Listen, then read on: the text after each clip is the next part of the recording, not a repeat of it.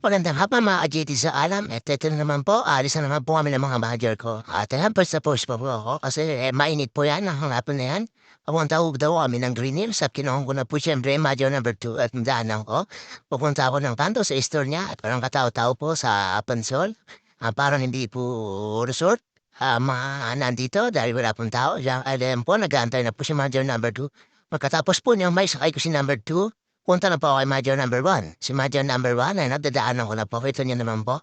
Napakainit po niyan. At siyempre po, pagkadaan ko po kay Major number 1, punta na po kami ng Green Hills. Itong papula laman na ang Green Hills daw ang punta namin. Magagala kami. At siyempre po, pagkapunta po dyan, pagkakaon ko po kay Major number 1, siyempre lalarga na po kami dyan. Siyempre, tantay lang, may kusmigos lang, gate isa ka lang. Mag-wait mo lang si Major number 1. At siyang paglampas po na pa yung Major number 1. At siyempre sumakay na po siya dyan. Dire-diretso na po kami yan. Nantay ko lang po si Anton at si Troy dyan para makalakad na po kami. At excuse me po, at siyempre po, nag-expressway po kami. Wala po kaming RFID kaya nagpalot po muna kami. Hindi na po pwede kasi ngayon yung pass to pass. Kailangan mo na ng RFID at EC2. At siyempre po, may natusan po ako dyan, si Troy. Bata yun po, larga na po kami. At dyan po, siyempre, alam niyo naman po, ang expressway, ang favorite ko daan, at ang skyway. Sa skyway po kasi, hindi nakakabang magmaneho. Pag nakakita po kayo ng mga enforcer, ituturo pa kayo kahit magkamali kayo. Hindi ko kagaya sa baba. Alam mo kung sino umahapang nita, mga nasa Maynila. Pare-pares lang naman nung sumasahod sa pera ng mga taong bayan. Hindi ko nga pakisapan, ang timana sabi, 1.5 ang huda, ito. Bumabaho ko sa may pupuntang EDSA at yan po ang napili ko. Hindi ko akalain na napaka-traffic po ngayon. Yan sa EDSA at tinabot ko po yung hindi naman po rush hour pero napaka-traffic po. Shoutout po sa EDSA. Wala na po tayo magagawa. Napatsyempo lang po tayo ng haba ng traffic dyan. At yan po syempre medyo maliwalas dyan kasi ang mga MMDA hindi naman nung nagkalat dyan. Hindi ko kagaya ng mga sa city-city na Maynila, Pasay, napakalintik humanita at yan po, nadanasan po namin, pailalim mo ka ng Makati.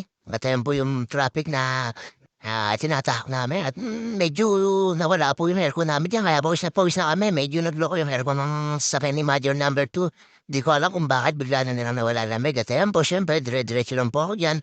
Mekos-mekos na po yan at yan po yung papuntang Green Hills na po yan. Kaya medyo malog na po dyan pero nakaranas po kami ng traffic dyan. Panikaw ko ng tulay papuntang Green Hills, kaliwa lang po, at PPOE, AU dyan sa kaliwang niyan. At siyempre po, pababa po niya ang Green Hills na, at pagkalabas po ng way na yan, ang Lasal Green Hills, kakanan po kayo dyan. At pagkanan niyo dyan sa may stoplight na po niyan, yan na po yung pinaka-Green Hills. Green Hills Mall, at siyempre, pupunta naman po ako sa may parking lot, kaya kumakanan na po ako dyan, hanap na po ako sa parking lot.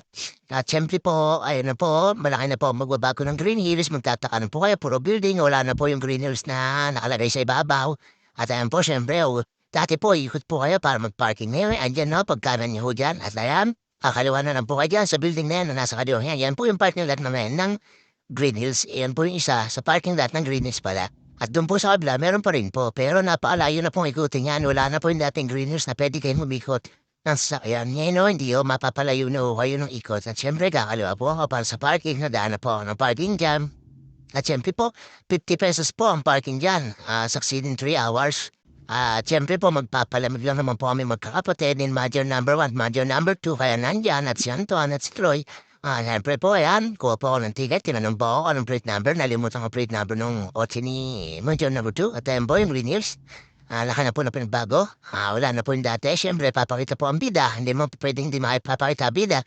Uy, kitty, payat ko na. Konting diet pa. At ayan po, dire-diretso na po ang Mr. Ayan po yung kasama ko. At siyempre po, papasok na po kami ng mismong Green Hills. At siyempre, ng bida, payat na. Ayan po, pasok na po kami mismo na doon sa may mga bilihan ng mga gadget, cellphone, laptop at pumasok ko sa Samsung. Sabi ni Ate Juan magsa-Samsung na lang daw siya. Ayaw niya na ng iPhone.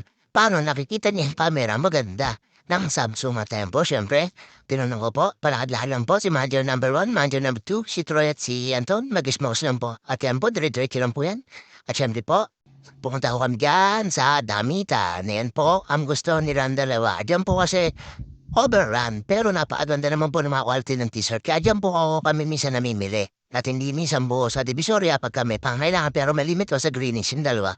At siyempre po, punta muna kami sa kainan kasi medyo nagutom po kami. Excuse me po, ayun, ate po, pinuntahan ko po si Ate Janet diyan kasi nagpabili ako ng ng buko na may pandan. Ayan o, dire-diretso lang po ako doon. Tapos ayan, yung dalawa sa antehan, sabi ko, sa akin, brown sugar na may cinnamon. Siyempre, papakita ang bida, antions, baka naman. At ayun po, siyempre, napakasarap pong tinapay na yan. At ayun po, dire-diretso lang po kami paggala. At ayun po, namili na po siya yung dalawa, Mario. Ayan po, talaga lang, mikus-mikus lang. Tomato na yan, mainsan. Siyempre, magpapakita po ang bida kahit hindi niya mimili. Basta ako, masaya na ako, naggagala at nakakain kami magkakapatid. Masarap at after po na, siyempre. Hindi naman po pwedeng hindi kami dadaan din sa simbahan ng Green Hills. Napakasarap po magsimba dyan. Katatapos lang po ng oras sa rosary nila. Gusto ko magberenda, pero may merenda ako ng mga sa pandalya na para mga atikista at yan po pasok po sa simbahan. At siyempre po, dyan po magtatapos ang aming pasalamat sa Diyos. Bye-bye mga adyeti sa alam. Sa Green News po yan.